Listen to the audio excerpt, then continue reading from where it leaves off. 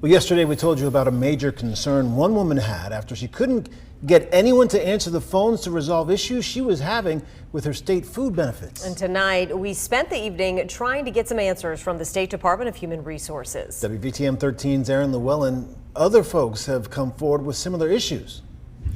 Yeah, guys, Sherry, people I've talked to say that their benefits are still disappearing left and right. Some say when they've called to ask about it, they can't get through to anyone on the phone. Now, I talked to the State Director of Food Assistance, who says he believes those who are missing their benefits are victims of a scam, and they're working to fix the issue. He also said that he isn't aware of any issues with their phones, but some say they're still waiting to get an answer.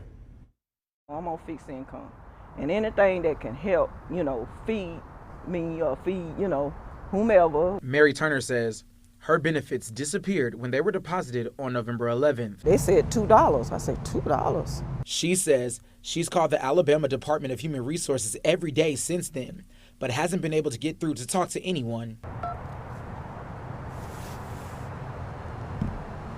She's not saying nothing. Not saying a word.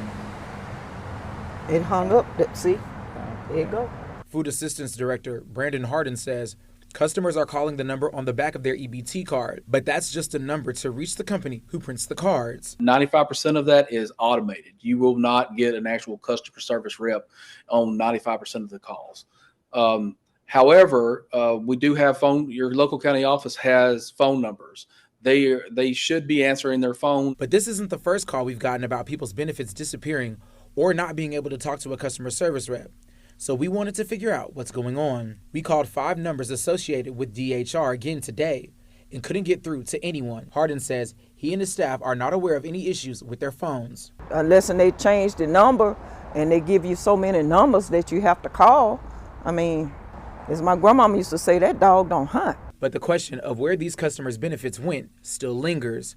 Hardin says more people are being taken advantage of through scams. We've had to deal with, in the first part of this, it was a couple hundred every month. So we have seen an increase over the last, let's say, 3 months. But Turner wants to see the issue fixed before someone else is forced to deal with what she's going through. This is sad, and they need to fix the problem.